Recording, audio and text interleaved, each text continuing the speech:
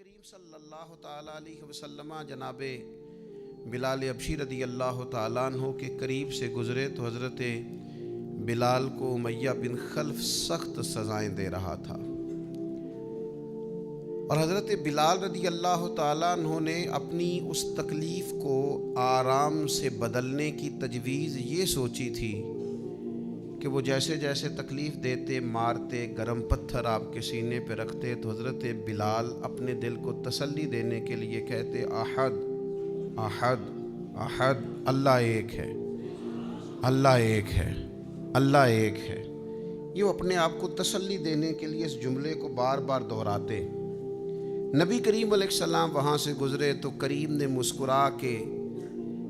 اور شفقت کے ساتھ سیدنا بلال حبشی کے سر نور پر دست شفقت رکھا اور فرمایا بلال جس احد احد کو تم پکارتے ہو وہ تمہیں اس تکلیف سے نجات بھی عطا کرے گا۔ اور پھر یہی بات جب جناب صدیق اکبر کو پتہ چلی تو ڈھیر سارا مال لے کر، بلکہ مفسرین نے لکھا ہے آدھا کلو سونا لے کر، آدھا کلو سونا، کمر اچھا ہے فلک پہ نہ ہلال اچھا ہے، نظر بھی نہ ہو تو دونوں سے بلال اچھا ہے، کم و بیش آدھا کلو سونا لے کر حضرت بلال کو خریدنے گئے اور پھر خرید لائے۔ اور صرف حضرت بلال کو نہیں خریدا، جناب عامر بن فہیرہ کو بھی خریدا، حضرت زنیرہ کو بھی خریدا۔ بہت سارے ایسے لوگ جو کفر کے نرگے میں تھے اور مسلمان تھے اور تکلیف دی جاتی تھی اور ستائے جاتے تھے، حضرت ابوبکر صدیق نے ان کو خریدا۔ اب اس زمانے میں، اس ماحول میں جب ہر چیز پیسوں میں تلتی تھی، لوگوں کے اندر اخلاص کا ڈھونڈنا اور اللہ کی رضا کے لیے کسی کی مدد کرنا یہ کچھ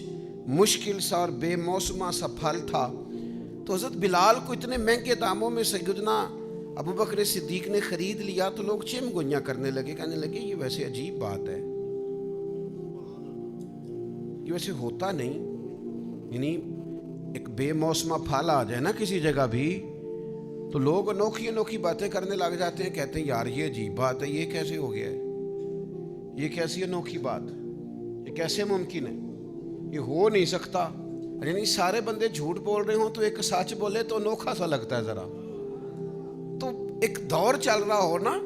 جس میں چیزیں بک رہی ہیں، خریدی جا رہی ہیں، تو آپ اس میں کہتے ہیں میں فی سبیل اللہ ہوں تو لوگ پریشان ہو جاتے ہیں کہ یہ کیسے ہو سکتا ہے۔ تو اب اس زمانے میں جب حالات اتنے خراب تھے کہ لوگ ایک ایک دینار کے لیے گلے کاٹ دیتے تھے، وہاں ایک غلام کو اور حبشی غلام کو اور سیاہ فام غلام کو اتنے مہنگے داموں میں خریدنا کام بڑا مشکل تھا۔ اب جب مکے میں یہ بات پھیلی کہ یہ کام حضرت صدیق اکبر نے کیا ہے تو پھر لوگ پتہ کیا کرتے ہیں، کوئی بات نہ ملے تو کوئی بات بنا لیتے ہیں۔ لوگوں کو عادت ہوتی ہے، مخلوق تو فنکار ہے اس درجہ کے پل بھر میں سنگے در کعبہ سے بھی اصنام تراشے، تم کون ہو، تم کون ہو، کیا چیز ہے داغ کبابی، لوگوں نے تو جناب مریم پہ بھی الزام تراشے۔ بات نہ ملے تو لوگ بات بنا لیتے ہیں، بات گھڑنا کو مشکل کام ہے، اتنی سونی گھڑتے ہیں کہ لگتا ہے کہ یہ جھوٹ ہے ہی نہیں، سچ ہے۔ انہوں نے بات گھڑ لی، طے کر لی، کہنے لگے وہ ایسے ہی نہیں ابوبکر نے خریدا، کوئی کسی زمانے میں بلال نے کوئی احسان کیا ہوگا، وہ احسان کا بدلہ اتارا ہے، اتنا مہنگا بلال خریدنا سمجھ میں نہیں آتا۔ جس رب کی رضا کے لیے حضرت ابوبکر نے یہ کام کیا تھا اس رب کا قرآن بولا، فرمایا وَمَا لِأَحَدٍ عِندَهُ مِن نِعْمَةٍ تُجْزَىٰ، اللہ کہتا ہے اس پر کسی کا کوئی احسان نہیں جس کا اس نے بدلہ دیا ہو۔ یہ حضرت صدیق اکبر کے حق میں آئے تھا، رب بولا، رب بولا، خدا خود میر مجلس بود، اور جب جب صحابہ پہ اعتراض ہوا تب تب اللہ کا قرآن بولا ہے وَمَا لِأَحَدٍ عِندَهُ مِن نِعْمَةٍ تُجْزَىٰ، فرمایا اس کا کوئی احسان نہیں۔ کون کہہ رہا ہے؟ حضرت صدیق کے والد نہیں بولے، بھائی نہیں بولے، بیٹیاں نہیں، او قربان جاؤں نبی کریم نہیں بولے، رب بولا۔ فرمایا اس کا اس پر کوئی احسان نہیں جس کا بدلہ دیا ہو. فرمایا وہ تو صرف اپنے رب کی رضا چاہتا ہے. ابو بکر تو ڈھونڈتے پھرتے ہیں کہیں رب رسول راضی ہو جائیں.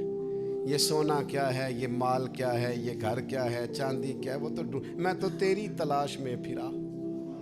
جنگل پہاڑ اور دشت میں, تینوں لب دیاں آپ گواچے, سانو اپنی خبر نہیں کوئی. وہ تو اللہ کی رضا تلاش کر رہا ہے, تو مالک پھر ملے گا کیا؟ فرمایا وَلَسَوْفَ يَرْضَىٰ,